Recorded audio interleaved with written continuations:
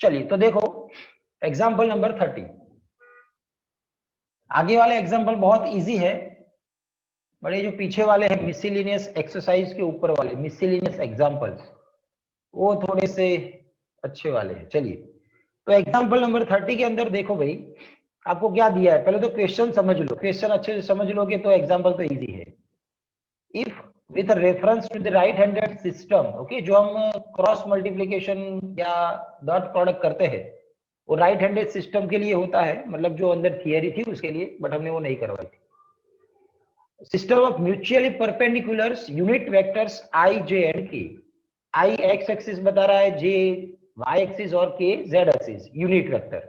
Okay, यहाँ पर जो अल्फा है वो आपको दिया हुआ है, बीटा है वो दिया है। चलिए तो अल्फा जो दिया हुआ है वो लिखिए। अल्फा यहाँ पर एक वेक्टर है, वो है 3i minus J and plus, sorry कुछ नहीं है, बस ओनली इतना ही एडमिट। चलिए उसके बाद बीटा जो हमें दिया हुआ है, टाइम चलाओ भाई बताओ। चलो तो बीटा हमें दिया हुआ है 2i plus I, 2i plus J and -3k। अब देखो आगे जो दिया हुआ है, देन एक्सप्रेस बीटा, आपको बीटा को एक्सप्रेस करना है किसके फॉर्म में, वो फॉर्म है बीटा 1 प्लस बीटा 2, ऐसा हमें दिया हुआ है। ऐसे फॉर्म में उसको एक्सप्रेस करना है, मतलब जो बीटा दिया था उसको एज ए दो वेक्टर का एडिशन ऐसे फॉर्म में रखना है, और उसमें जो बीटा 1 है वो है पैरेलल टू अल्फा एंड जो बीटा 2 है वो परपेंडिकुलर टू अल्फा, ऐसा हमें दिया है। तो चलिए सबसे पहले यहाँ पर जो फर्स्ट केस हमें दिया हुआ था वो नंबर 1, ओके। तो यहाँ पर हमें first case where beta 1 is parallel to alpha, तो मैं यहाँ पर लिखने वाला हूँ beta 1 is parallel to alpha. आपको याद होगा पैरेलल कोई भी दो वेक्टर है वो प्रूव करना हो हमें, ओके, मतलब दोनों की डायरेक्शन क्या होती है, सेम होती है, सेम या फिर कोई नंबर से मल्टीपल में होती है।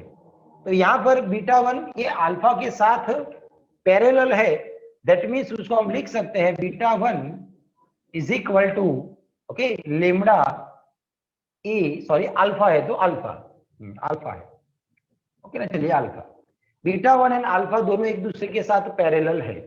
अब पैरेलल मतलब क्या था, आपको याद होगा कि क्रॉस जीरो होता है। मान लो कि यहाँ पर बीटा 1 एंड यहाँ पर मैंने अल्फा 1 लिखा है, तो उनका क्रॉस करने से आंसर क्या मिलेगा, मैंने जो लिया है उसके हिसाब से। बीटा 1 की जगह चलो मैंने लेमडा ऑफ अल्फा लिख दिया। अब हमें पता है कि क्रॉस प्रोडक्ट में दोनों सेम हो तो उनका आंसर जीरो होता है, तो इसीलिए ये आंसर जीरो होता ही है। मतलब पैरेलल हो तो आप ऐसा लिख सकते हो, beta 1 and alpha is parallel, तो हम लिख सकते हैं beta 1 is equal to lambda of alpha. Now ये अल्फा वाला हमें पता है, lambda as it is 3i minus J, अब के नहीं दिया है तो नहीं लिखेंगे, यहां से हमें मिल रहा है 3 लेमडा आई माइनस लेमडा जे, ये है बीटा 1। तो जो फर्स्ट केस दिया था उसमें से हमें इतना मिला। नाउ सेकेंड केस, अब देखो सेकेंड केस जो है वो लेने से पहले आपको क्या करना है, ये जो क्वेश्चन में दिया था beta is equal to beta 1 plus beta 2, इसका हमें यूज कर लेना है, ठीक है। तो यहां पर बीटा 1 सब्जेक्ट बना दिया है। नाउ बीटा 2 की बारी, beta 2 is equal to beta minus beta 1। अभी बीटा वाला वेक्टर हमें दिया हुआ है क्वेश्चन में, वो लिखे 2i प्लस जे माइनस 3k माइनस बीटा 1 जो अभी हमने फाइंड किया हुआ है 3 लेमडा आई माइनस लेमडा जी।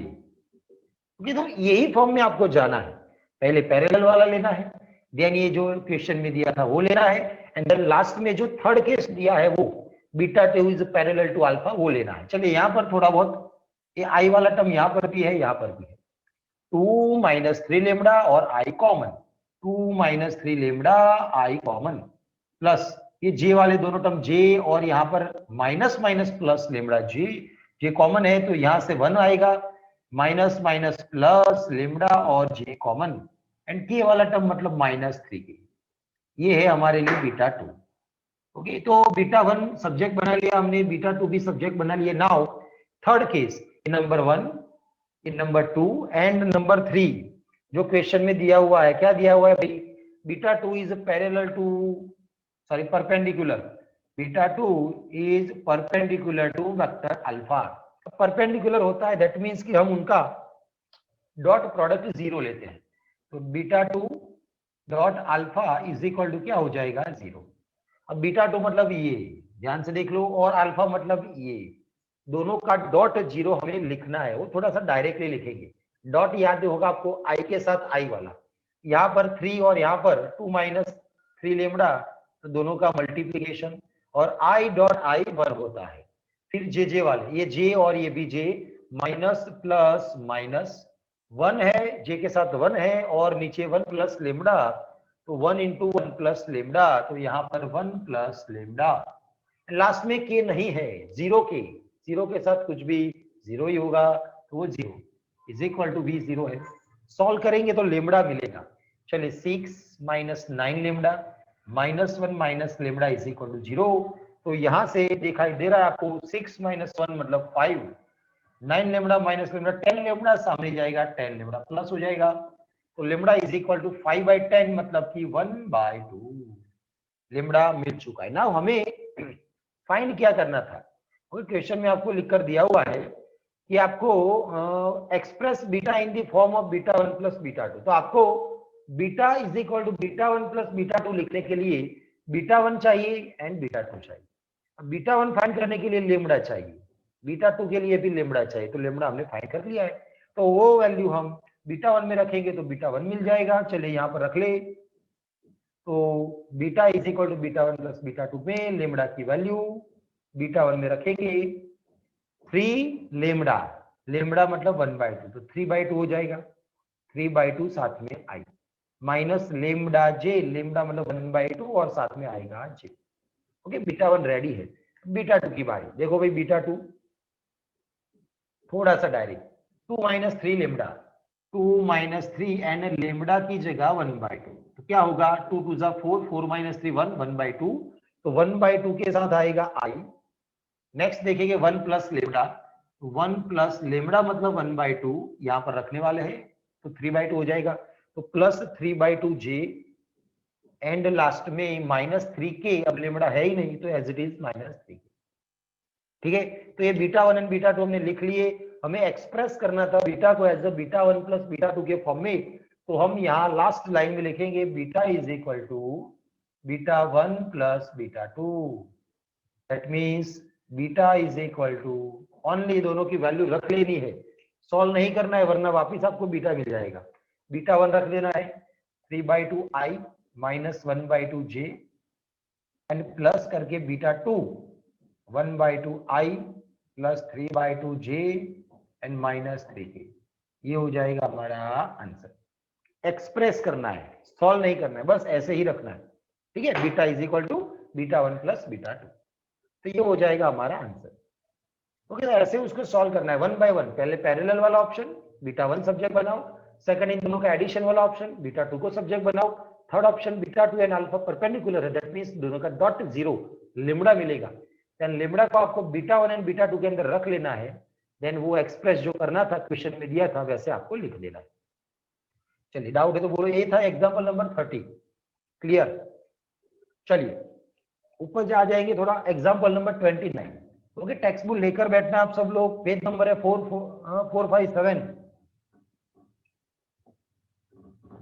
इसके अंदर एग्जांपल नंबर 29 दिया हुआ है हमें।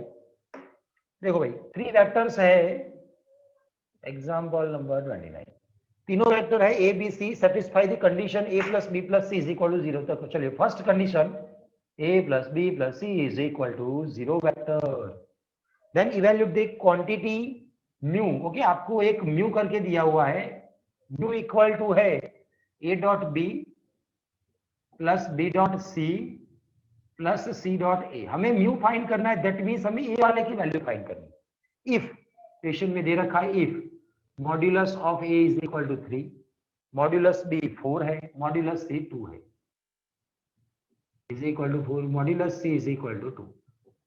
ओके, अब अंदर जो मेथड दिए वो मेथड से मैं नहीं करने वाला हूं, मैं अपने तरीके से कर देता हूं। चलिए a plus B plus C 0 है, बोथ साइड स्क्वायर ले ले, a plus B plus C का square is equal to 0 vector का स्क्वायर, आपको याद तो होगा ही होगा।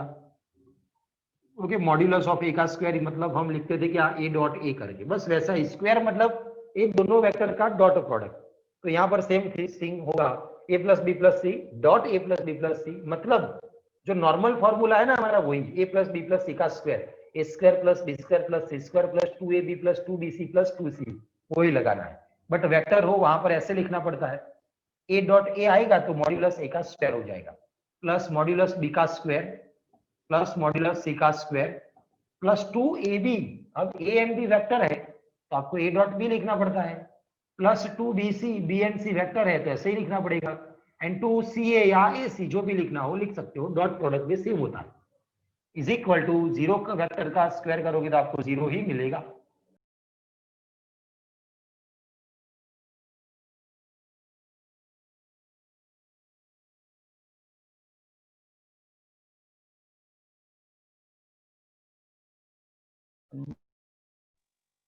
चलिए आवाज आ रही है, यस आ रही है। ओके, ए का स्क्वायर मतलब 3 का स्क्वायर 9, बी 4 का स्क्वायर 16, सी 2 का स्क्वायर 4, 2 कॉमन है, बचेगा A dot B dot C C dot A which is mu is equal to 0। हमें म्यू को सब्जेक्ट बना लेना है, इज इक्वल टू ये हो जाएगा 29, सामने जाएगा तो -29, ओके, एंड देन म्यू मिलता है हमें -29/2, ये हो जाएगा हमारा आंसर। ओके, अंदर जो मेथड दी है उसके हिसाब से नहीं करवाया है, अपने हिसाब से करवाया। चलिए डाउट है तो बोलो वरना आगे जाएंगे। ये था नंबर 29।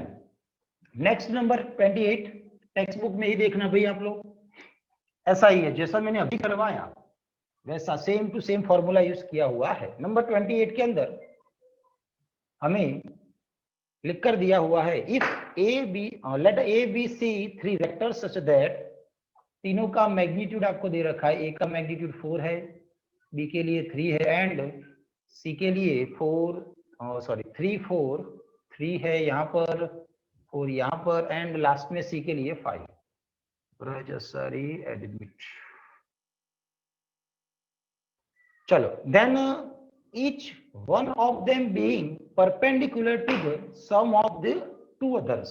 चलिए क्या दे रखा है हमें, कोई वेक्टर ए है तो वो परपेंडिकुलर है, परपेंडिकुलर किसके साथ है, बाकी के जो दो वेक्टर है उनके सम मतलब एडिशन के साथ, ऐसा बी प्लस सी। ओके, ऐसा ओनली फॉर ए नहीं, बी के लिए भी है perpendicular to A plus C and last में सी के लिए भी है ए प्लस बी, ऐसा दे रखा है। अब परपेंडिकुलर मतलब डॉट 0 होता है, चलिए तो डॉट 0 ले ले, A dot B plus C is equal to 0, यहां पर भी B dot A plus C is equal to 0 and last में C dot A plus B is equal to 0। Okay, अब मैं तीनों का एडिशन कर देता हूं, आगे जाके मुझे यूजफुल रहेगा ये वाला टर्म। चलिए तो तीनों का एडिशन, अब वो भी थोड़ा सा डायरेक्ट, ए डॉट बी फिर प्लस ए डॉट सी फिर प्लस बी डॉट ए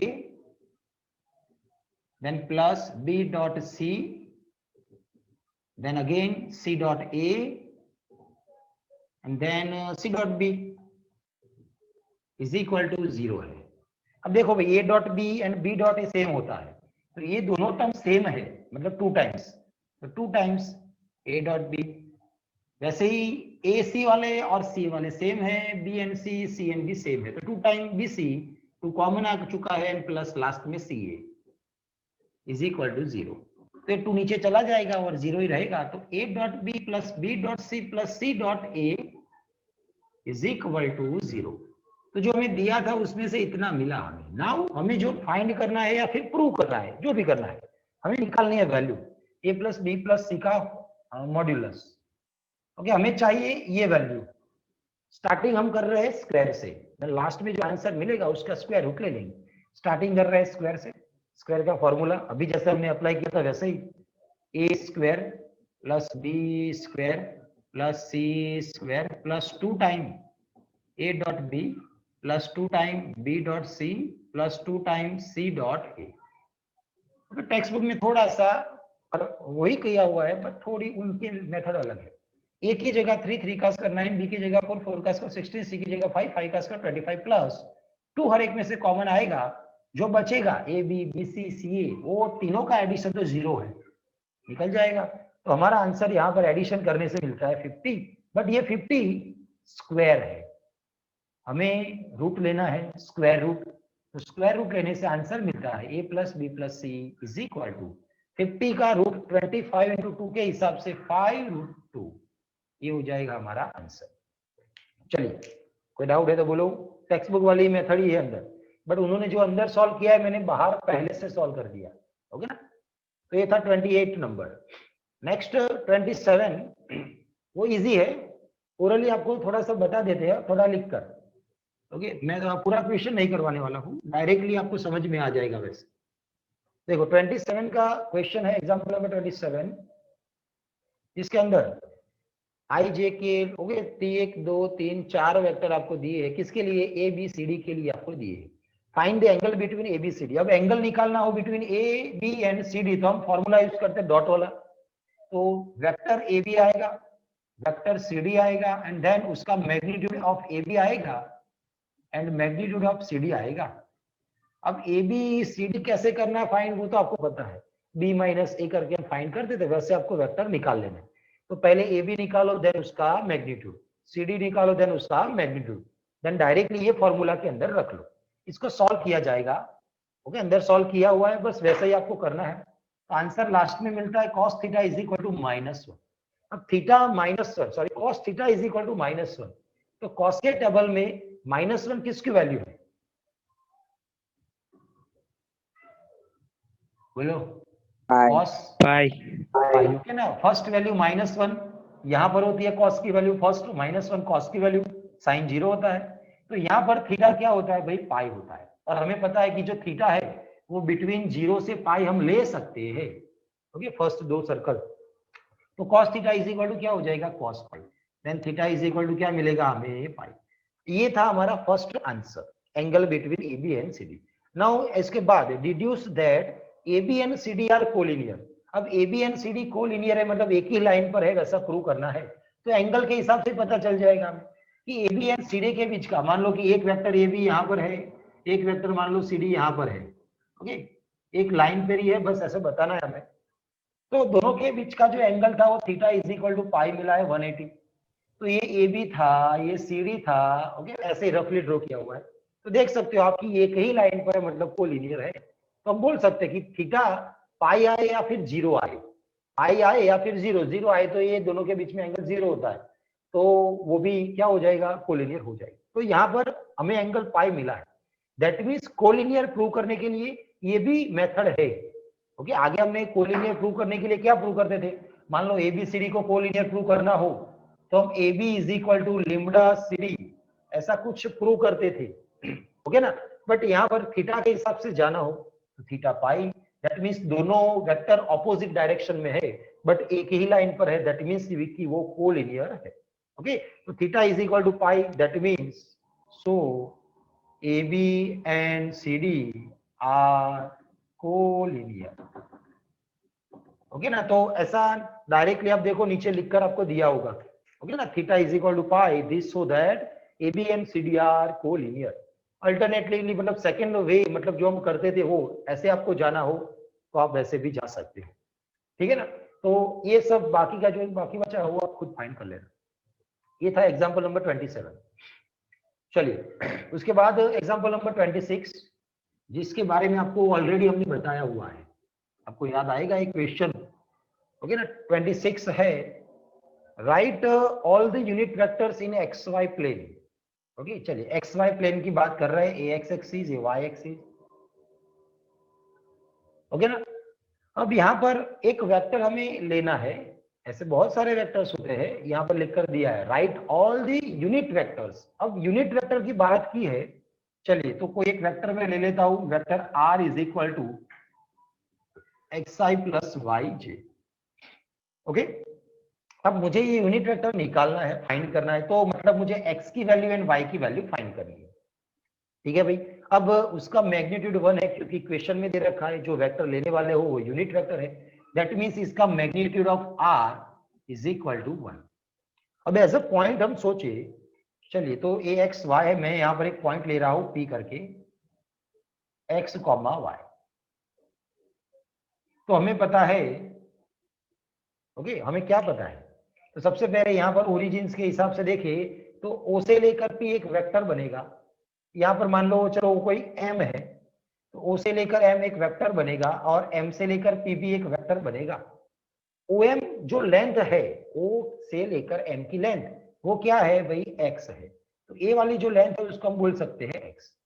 M से लेकर P वाली जो लेंथ है, लेंथ की बात कर रहे हैं, वेक्टर नहीं, लेंथ ओनली, तो वो अभी y एक्सिस मतलब कि y है। अब क्वेश्चन में दिया हुआ है कि जो वेक्टर है वो उसका मैग्नीट्यूड 1 है, तो ये जो मैग्नीट्यूड है हमारा वेक्टर हुआ OP, ओके ना, vector x i plus Y J, तो वो p के लिए हमने लिखा हुआ है, तो वेक्टर क्या हो जाएगा OP, क्योंकि हमने x y इसके हिसाब से लिखा है, तो उसका मैग्नीट्यूड यहाँ पर क्या है 1 है, तो मैंने यहाँ पर रख लिया भाई 1। नाउ आप देखो यहाँ पर मैं ले लेता हूँ थीटा, कि कोई भी थीटा आपको लेना हो तो x axis, positive x axis के रिस्पेक्ट में लेना पड़ता है। तो बताओ cos थीटा लिखेंगे एंड sin थीटा लिखेंगे, तो चलिए cos थीटा मतलब क्या होगा, cos मतलब adjacent divide by hypotenuse, x divide by hypotenuse वो 1 है, sin मतलब opposite divide by hypotenuse, that means y divide by 1। अब 1 लिखने की जरूरत नहीं है, तो x is equal to cos theta and y is equal to sin theta. तो x एंड y हमें मिल चुका है, तो ये वाले वेक्टर में हम रख लेंगे r is equal to x की जगह cos theta i plus y की जगह sin थीटा j।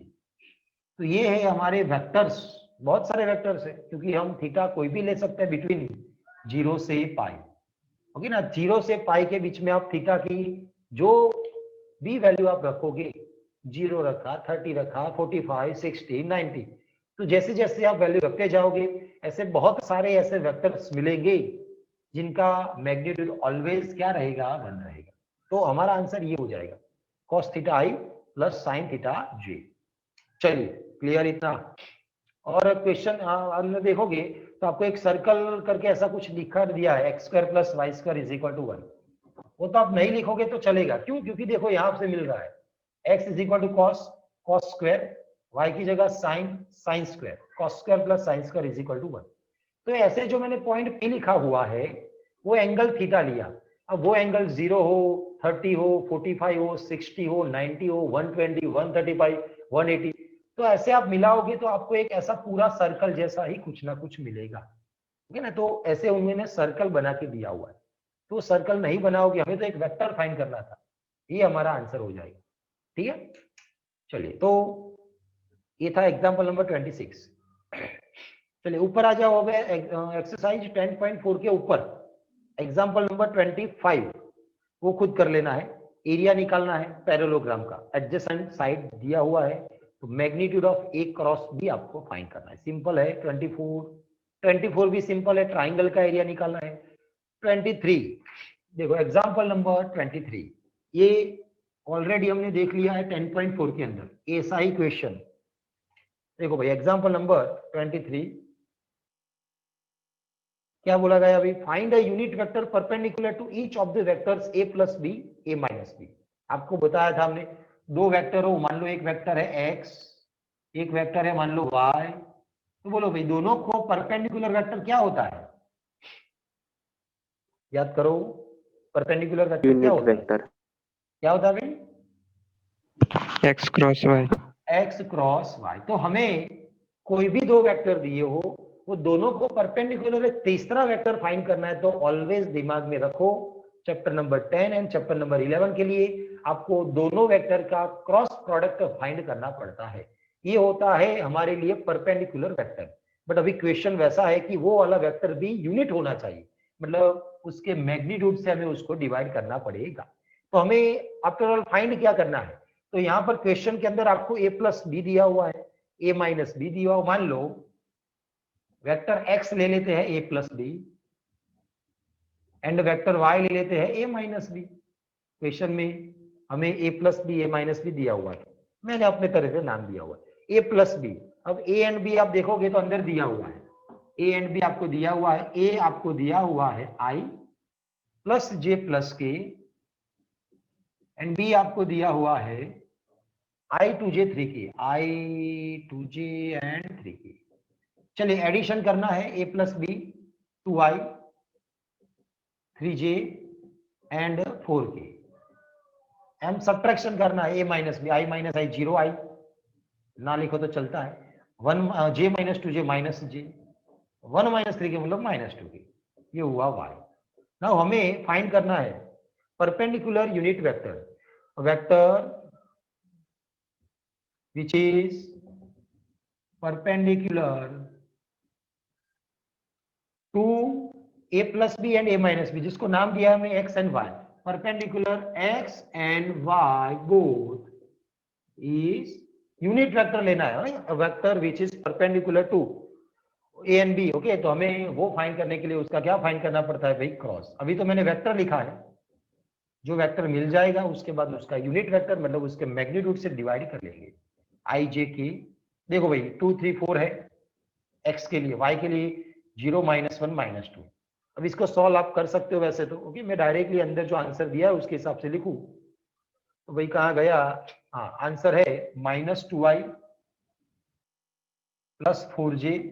ओके, थोड़ा सा मैंने डायरेक्टली लिख दिया एंड -2। नाउ इसका मैग्नीट्यूड भी फाइंड करना है, magnitude of x cross y under root करके आपको आता ही है भाई, ओके ना। तो आंसर है अंडर रूट 24 मतलब 2√6।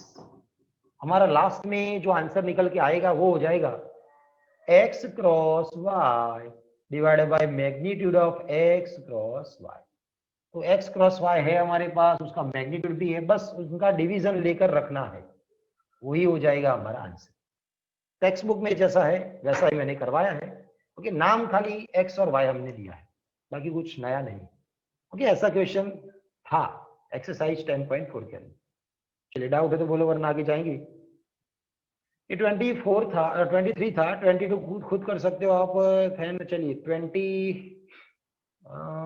ऊपर आ जाते हैं, 21 भी आप खुद कर सकते हो, कोलिनियर प्रूव करना है कर सकते हो, ओके ना। देखो 20 एंड 19 दोनों, 19 एंड 20 दोनों देख लो, ओके। बस लास्ट 2 क्वेश्चन है आज के, 19 एंड 20, बाकी हर एक क्वेश्चन आपको आ जाएगा, बहुत सिंपल है पूरा चैप्टर और ये सभी एग्जाम्पल। 19 नंबर वाला एग्जाम्पल देखो भाई क्या दिया हुआ है, ओके। 19 नंबर है, for any 2 vectors a and b we always have a dot b का मैग्नीट्यूड इज लेस और equal to magnitude of a magnitude of b का मल्टीप्लीकेशन। इसको बोला जाता है कॉची-स्क्वार्ट्ज इनइक्वालिटी, ओके। अब ये हमें क्या करना है, यहाँ पर प्रूव करना है, मतलब सही गलत है वो देखना है, ओके। तो सिंपल है। अब देखो किसकी बात हो रही है, vector a and vector b. अब यहाँ पर लेस देन और इक्वल टू भी है, ओके। मैं 3 केस ले रहा हूं। Number 1 a is equal to 0 हो सकता है, okay. Number 2 b is equal to 0 हो सकता है, एंड नंबर 3 कि दोनों में से कोई भी 0 नहीं होगा, a is not equal to 0 and b is not equal to 0। अब यहां पर देखो a 0 होगा या फिर b 0 होगा, वेक्टर a 0 है तो उसके लिए आप देखोगे तो a डॉट b का आंसर भी क्या आएगा, 0 आएगा ही आएगा। डॉट प्रोडक्ट है, वेक्टर a 0, 0 वेक्टर के साथ कोई भी वेक्टर का डॉट प्रोडक्ट 0 आंसर देता है, और 0 वेक्टर का मॉड्यूलस भी 0 होता है। और RHS आप देखोगे modulus a and modulus b। अब 0 वेक्टर है तो उसका मैग्नीट्यूड भी 0 होता है, तो a का मैग्नीट्यूड 0 इंटू कुछ भी तो आपको आंसर मिलेगा 0। That means a and b दोनों के लिए सेम ही रहेगा, दोनों के लिए आपको जो आंसर निकल के आएगा वो क्या होगा, सेम होगा। a dot b less then नहीं होगा, इक्वल टू ही होगा, modulus magnitude a and magnitude b, same thing for year, okay. तो यही आपको कॉपी पेस्ट यहां पर कर देना है, ओके। तो ये दोनों केस के लिए तो सेम रहेगा, क्योंकि कोई भी एक वेक्टर 0 होगा तो LHS भी 0 हो जाएगा और RHS भी 0 हो जाएगा। अब तीसरा वाला केस जिसके अंदर हमने a एंड b 0 नहीं लिया है, अब 0 नहीं है मतलब कोई भी और वेक्टर है, तो उसके लिए हमें ये फर्क प्रूव कर देना है। ये दोनों केस के लिए तो सही है, इक्वल टू आ रहा है, लेस देन और इक्वल टू आपको यहां से मिल जाएगा। अब देखो कैसे, अब हमारे पास cos थीटा का फॉर्मूला है। कौन सा फॉर्मूला था भाई? a dot b divide by magnitude of a magnitude of b।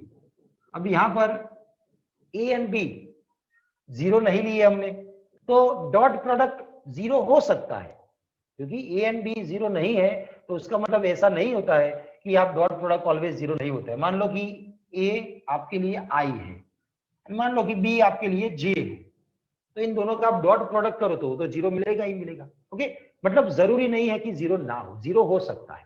ठीक है, अब मैं लेने वाला हूं दोनों जगह modulus, modulus of cos theta, modulus of a dot b divide by magnitude of a and b। Okay, मैंने मैग्नीट्यूड या मोड़ लिया दोनों जगह। अब कोई बताएगा भाई cos थीटा की रेंज क्या होती है? cos थीटा की रेंज सिंपल क्या भाई, cos थीटा का आंसर क्या मिलता है? बिटवीन -1 से +1 नहीं मिलता है भाई? cos थीटा की रेंज आपको नहीं पता है क्या आंसर उसका? बिटवीन -1 से 1। हाँ, तो बस वही मैंने लिखा है। और आपको 11th का थोड़ा सा याद करवा दे, -a less than x less than a ऐसा हो तो उसको ऐसे शॉर्ट में लिखना हो यूजिंग मॉड्यूलस, तो क्या लिखते थे हम? किसी को याद है? नहीं, ऐसे हम लिख सकते हैं।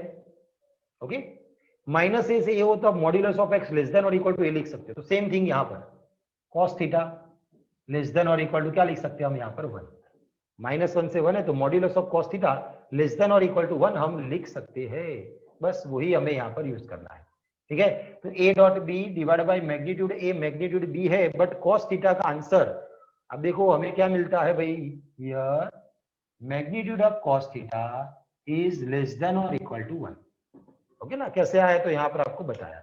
अब cos थीटा मतलब क्या है वो यहाँ पर लिख कर दिया हमने आपको, a dot b divide by magnitude a magnitude b less than और इक्वल टू 1। बस ये सामने चला जाएगा, हमें मिल जाएगा हमारा answer a dot B less than और equal to magnitude a magnitude b।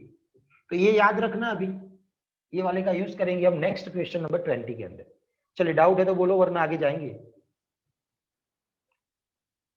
नहीं है? चलिए, ओके, लास्ट 2 मिनट है, फटाफट देख लो भाई 20 नंबर वाला क्वेश्चन फटाफट। देखो क्वेश्चन नंबर 20 है, ये लास्ट एग्जांपल, बाकी के एग्जांपल जो है बहुत सिंपल है, वो आप खुद कर लेना। हमें यहाँ पर नंबर 20 के अंदर प्रूव करना है magnitude of a plus B less than और equal to magnitude of a plus magnitude of b। Okay, वैसे खत्म नहीं होगा, ट्राइंगल इनइक्वालिटी।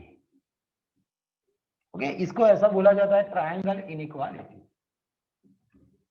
जिसके लिए अगेन हम 3 केस ले ही लेंगे। ओके, हमारा फर्स्ट केस होगा a इज इक्वल टू 0, कि वेक्टर a 0 है। अब वेक्टर 0 है तो उसका मैग्नीट्यूड भी 0 है, वो हमें पता है। Okay, second one, number 2, vector b is equal to 0, vector b 0, 0 vector का मैग्नीट्यूड 0 ही होता है, तो मैग्नीट्यूड भी 0 ही होगा। लास्ट में थर्ड ऑप्शन की दोनों वेक्टर 0 नहीं है, a is not equal to 0 vector and b is not equal to 0 vector. Okay, अब देखो, तो हमने यहां से स्टार्टिंग किया। अब देखो आप वेक्टर a 0 ले रहे हो, ये वाला 0 हो गया LHS, चलिए LHS ही लिख देते हैं। वेक्टर ये 0 है तो हमें मिलेगा 0 प्लस b, अब इनका मैग्नीट्यूड मतलब मैग्नीट्यूड ऑफ b। अब RHS की बात करें तो magnitude a plus magnitude b, magnitude a 0 है तो प्लस मैग्नीट्यूड b, तो आंसर भी है मैग्नीट्यूड b। सेम थिंग यहां पर नंबर 2 में भी आएगा LHS, a की जगह नहीं पर अब b की जगह 0 है तो a प्लस 0, तो आंसर आएगा magnitude of a। And RHS में आप देखोगे तो यहाँ पर a प्लस बी है, a 0 नहीं है बट b यहाँ पर 0 है, तो आंसर आएगा। तब दोनों केसेस के अंदर देखोगे तो LHS is equal to RHS। Okay, यहाँ पर भी सेम मिला, यहाँ पर भी सेम मिला। चलिए, तो इनके लिए दिक्कत नहीं है। अब ये वाले को आपको अच्छे से समझना है, जिसके अंदर हमने क्या किया है भाई, दोनों वेक्टर नॉन जीरो लिए हैं, नॉट इक्वल टू 0। अब हमें जो प्रूव करना है वो यहाँ पर a प्लस बी है, स्टार्टिंग हो रहा है a प्लस बी का स्क्वायर करके। देखो भाई, A plus B whole square. अब होल स्क्वायर कैसे मिलता है? डॉट प्रोडक्ट करने से। A plus B, A plus dot A minus sorry A plus B. Okay, direct भी हम लिख सकते हैं। चलिए डायरेक्ट लिख ले तो क्या लिखते थे हम? मैग्नीट्यूड ए का square plus 2 time A dot B plus magnitude of b का स्क्वायर। ठीक है, इतना तो हम लिखते थे। अब देखो, अब यहां पर हमने ए डॉट बी बीच में लिखा हुआ है, समझ लेना। ए डॉट बी का आंसर क्या हो सकता है? मतलब कि पॉजिटिव भी हो सकता है, नेगेटिव भी हो सकता है, या फिर जीरो भी हो सकता है। डॉट प्रोडक्ट है। अब डॉट प्रोडक्ट का आंसर कोई भी हो सकता है, कोई वैल्यू मिलेगी। अब वो वैल्यू पॉजिटिव हो सकती है, नेगेटिव या जीरो। बट आप उसका मैग्नीट्यूड लोगे, मतलब ए डॉट बी का मैग्नीट्यूड। अब मैग्नीट्यूड या फिर मोड, क्योंकि डॉट प्रोडक्ट है तो आपको वैल्यू मिलेगी। अब वैल्यू का मोड आप लेने वाले हो तो नेगेटिव आंसर निकल जाएगा। तो यहां पर आंसर आपका पॉजिटिव हो सकता है या फिर जीरो हो सकता है। ओके, तो कोई नेगेटिव आंसर होगा तो उसका आंसर यहाँ पर पॉजिटिव होने वाला। दैट मीन्स यहाँ पर -3 होगा तो उसका आंसर यहाँ पर +3 होगा। दैट मीन्स कि ये वाला ऑलवेज ग्रेटर देन रहेगा। या पॉजिटिव आंसर है तो वो तो पॉजिटिव ही रहेगा, जीरो आंसर है तो वो तो जीरो ही रहेगा, मतलब कि वो इक्वल भी रहेगा। तो जो ए डॉट बी है वो यहां पर इनके साथ रिलेशन में क्या बनाएगा? -3 से 3 जो था, मैंने क्या एग्जांपल आपको बताया, ये -3 ए डॉट बी है और यहां पर मैग्नीट्यूड ए प्लस बी है तो ए डॉट बी है। तो उनके बीच में ऑलवेज रिलेशन क्या रहेगा? लेस देन और इक्वल। इन दोनों के बीच में वो तो डायरेक्ट दिखाई दे रहा है कि डॉट प्रोडक्ट का answer positive, negative, zero, but magnitude का आंसर, मोड का आंसर ऑलवेज पॉजिटिव या जीरो। तो ऑलवेज ये बड़ा ही रहेगा इससे।